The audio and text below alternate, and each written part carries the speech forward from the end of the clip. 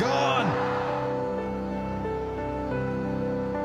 Struggle बहुत सारे हैं क्योंकि लाहौर जाना और वहाँ पे एक गांव का बच्चा अगर लाहौर में जाता है तो लाहौर में जो एनवायरनमेंट होता है, जो माहौल वहाँ पे होता है और जो चीज़ें होती हैं डिफरेंट होती है हर चीज़ से। सबसे पहले तो आप डरते हो। मुझे उर्दू भी नहीं आती थी उस टाइम कि यार अब उर्दू के साथ क्या करूँगा। सबसे पहले तो ये मसला है कैसे दोस्त कैसे बनाऊँ, किससे बात करूँ, क्या।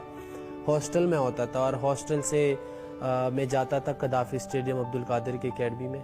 और मुझे अच्छी तरह याद है कि मैं कभी कभी जब बहुत ज़्यादा थक जाता था कदाफी स्टेडियम का जो मेन गेट है जहाँ पे आप एंटर होते हो तो वहाँ पे बहुत ज़्यादा गर्मी भी होती थी। जब थक जाता था तो वहाँ पे किसी बाइक को कोई भी बाइक ऐसे जाते थे, मैं उनको यार रोको यार मुझे वहाँ तक ले जाओ। तो बहुत ज़्यादा टाइम ऐसे भी हुआ कि बड़ा अजीब फील होता था, वो करता यार थका हुआ जा रहा हूँ। लेकिन बहुत दफ़ा ऐसे भी हुआ है कि किसी ने बाइक रोक के वहाँ तक जो एकेडमी है उसके बाहर छोड़ दिया। अम्मी के साथ बहुत अटैचमेंट थी और मेरे अम्मी ने ही मुझे ये काबिल बनाया कि मैं क्रिकेट खेल सकूं, क्योंकि मेरे अब्बू बहुत सख्ती से मना करते थे क्रिकेट से। ठीक है, वो क्रिकेट को ऐसे समझते थे जैसे क्रिकेट है कोई ऐसे समझो कि हम कोई गुनाह कर रहे हैं कि यार ये क्या टाइम वेस्ट कर रहे हो, पढ़ो ये वो। तो अम्मी से टेप के लिए पैसे मांगते थे कि अब्बू नहीं देते थे।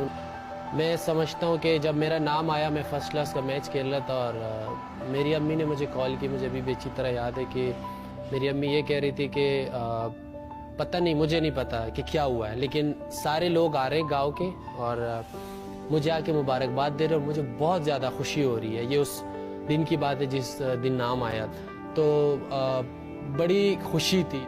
जब मैं फिर टूर के लिए जा रहा था तो जिस रात मेरी डेब्यू थी टीम मैनेजमेंट वाले आए और मुझे तो पता नहीं था कि मेरी अम्मी का ये वाक़या हुआ है। तो उन्होंने खैर मुझे बताया कि आपकी अम्मी दुनिया से चली गई और खैर उसके बाद तो मुझे बिल्कुल होश ही नहीं था और बिल्कुल समझ नहीं आ रही थी। लेकिन फिर ये कोशिश था कि अभी कम से कम इतना हो कि मैं उनको आखिरी बार तो देख सकूं। लेकिन वो मेरे ख्याल से कि इतना टाइम नहीं था कि मैं जनाजे पे पहुंच सकूं। तो फिर मेरे अब्बू ने कॉल किया कि बेटा देखो, आप जिस मकसद के लिए गए हो, ठीक है, अम्मी और मुझे या जो भी आप कह लो कि सब घर वालों को छोड़ के आप चले गए, तो इसी मकसद के लिए गए हो। अब आप ऐसे करो कि ना जो है ना वो खेलो। और मुझे तो बिल्कुल होश नहीं था।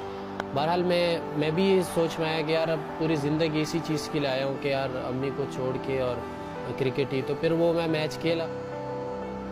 मैं ऐसे सोचता था कि यार मेरी दुनिया ख़त्म हो गई अंदर, क्योंकि बड़ा एक ना मुश्किल मैं ही समझ सकता कि वो क्या हुआ और अम्मी के लिए मैं क्या सोचा था।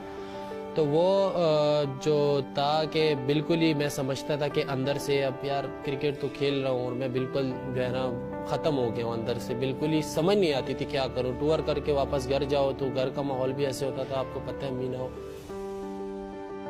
बीच में काफ़ी फिर क्रिकेट खेलते हुए इंजरीज भी आती हैं, काफ़ी चीज़ें होती हैं। इन सारी चीज़ों के साथ फाइटिंग करना तो ये मेरे ख्याल बड़ा एक मुश्किल टाइम होता है। फिर परफॉर्मेंस भी करनी होती है, हर चीज़ करनी होती है, क्योंकि ये तो वही बंदा समझ सकते जिसके साथ ये चल रहा होता हो।